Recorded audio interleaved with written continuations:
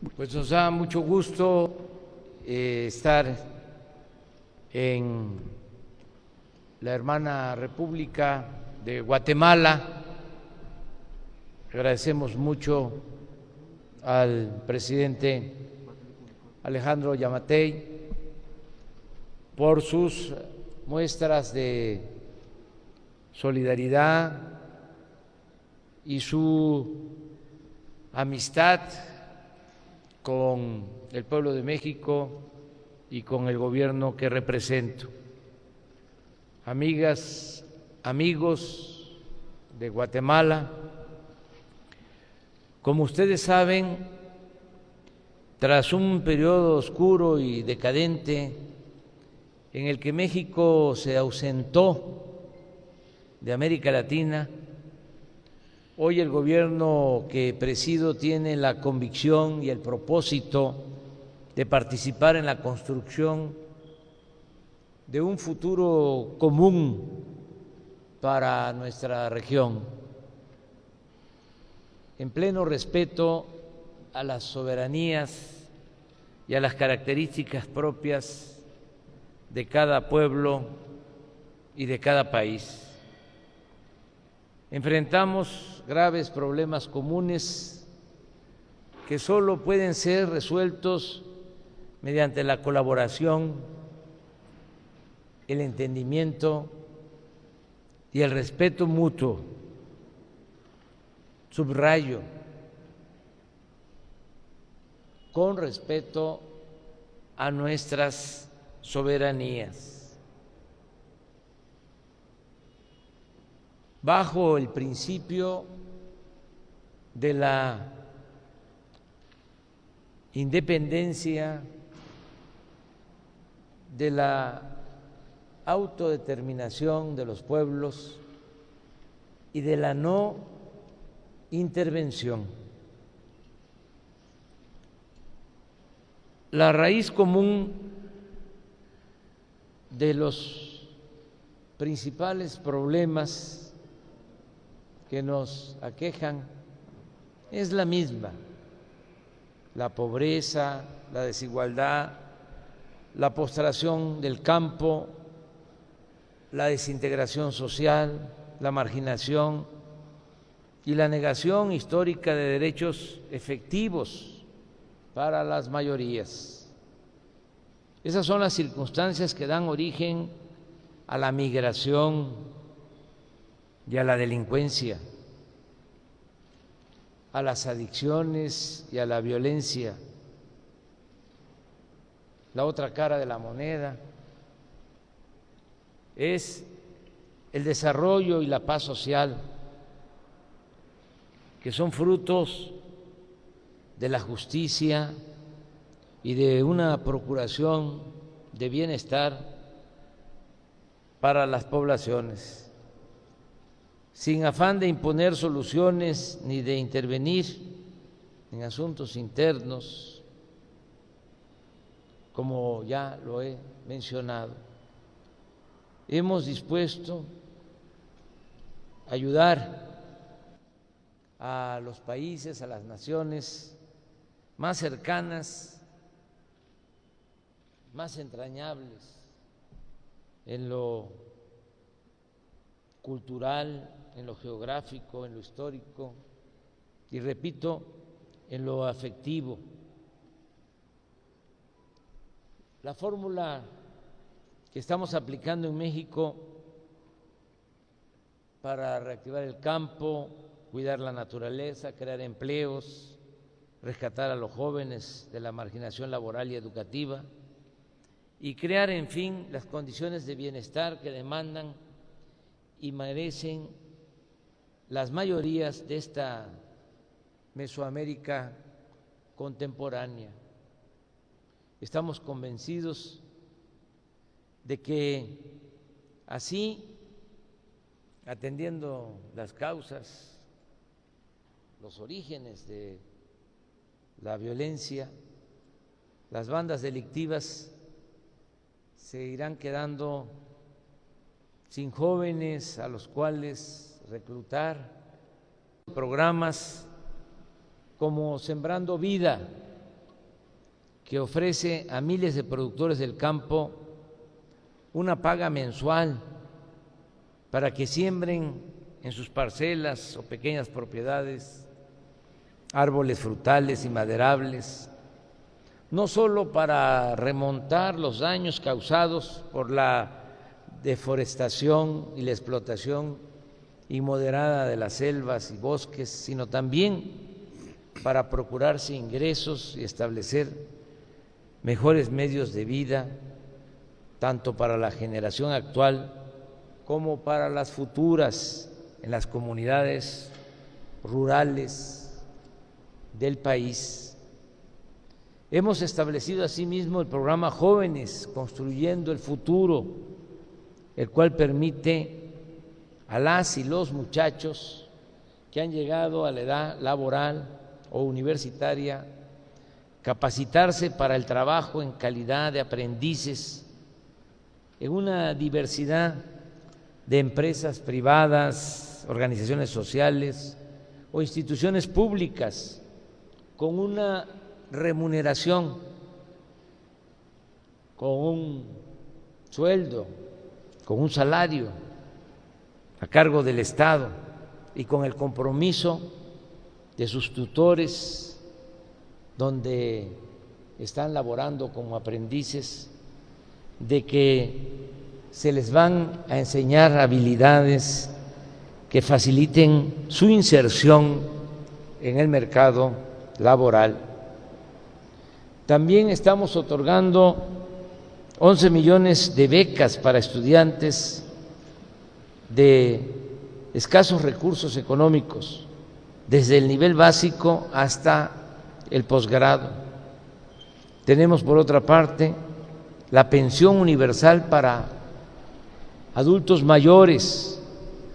por medio de la cual todo aquel que haya llegado a los 65 años tiene derecho a recibir un monto bimestral que este año llegará casi a los $200 y que se irá incrementando con el tiempo. Nuestro objetivo es que para principios del 2024 cada adulto mayor en nuestro país tenga garantizado un ingreso económico equivalente a $300 cada 2 meses. Existen otros programas para grupos vulnerables, pero les he referido solo los principales, aunque se otorga prioridad absoluta a los grupos indígenas. Todos los programas de bienestar se aplican y buscan que beneficien de manera universal, es decir, a todos, y los hemos elevado a rango constitucional. La ejecución de esta política de bienestar permitió a millones de hogares enfrentar los meses más duros del confinamiento por la pandemia, cuando la economía prácticamente se paralizó y muchos se quedaron sin sus ingresos regulares. La migración, como todos sabemos, amigas, amigos de Guatemala, es la evidencia de la injusticia. Mi gobierno se ha propuesto erradicar las condiciones de pobreza, insatisfacción e inseguridad que la originan, para que nadie tenga que abandonar su hogar, su familia y su tierra por hambre o por violencia, al verse obligado a vivir los peligros del trayecto en México, ni la discriminación y la persecución policial al norte del río Bravo,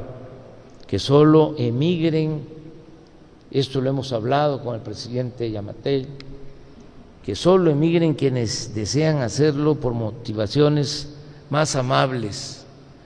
que la migración sea optativa, no forzosa. Nuestro principal compromiso con los migrantes mexicanos en Estados Unidos es construir un país al que puedan y quieran regresar y que no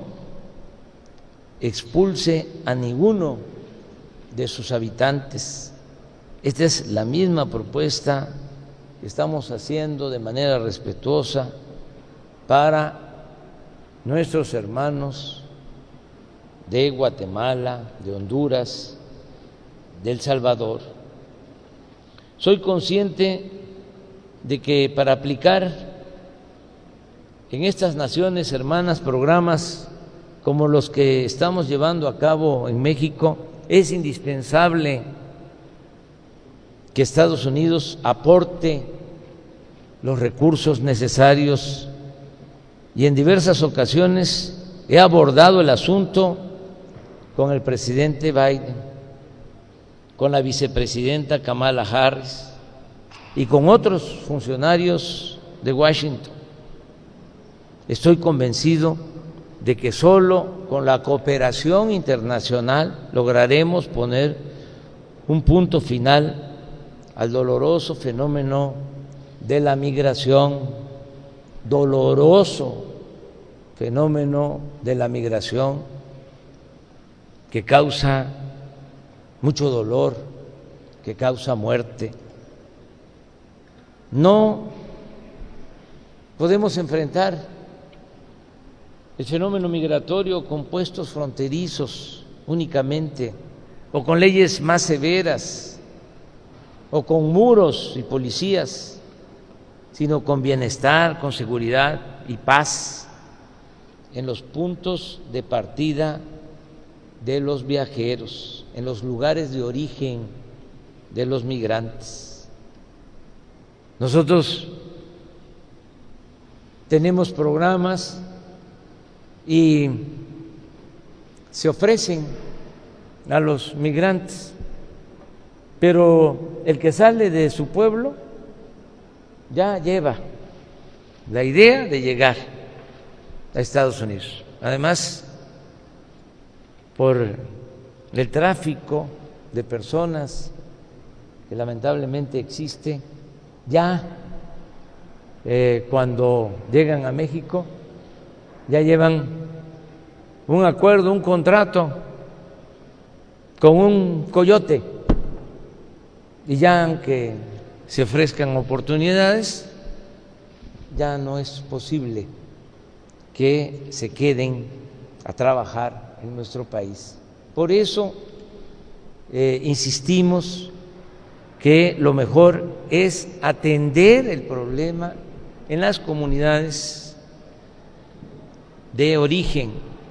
de donde es la gente. Allí es donde hay que procurar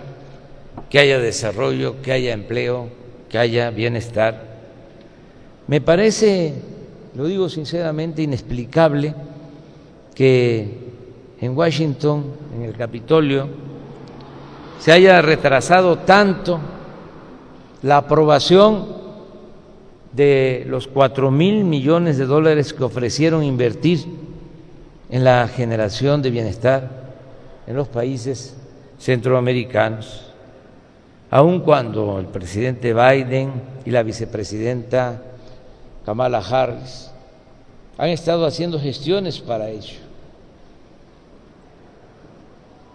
Son cosas distintas, no se debe de comparar a tabla rasa, pero ya se aprobaron más de 30,000 millones de dólares para apoyar en la guerra a Ucrania, y llevamos 4 años desde que estaba el presidente Donald Trump planteando que se apoye con 4,000 millones de dólares, y hasta el día de hoy no hay nada, absolutamente nada. Por eso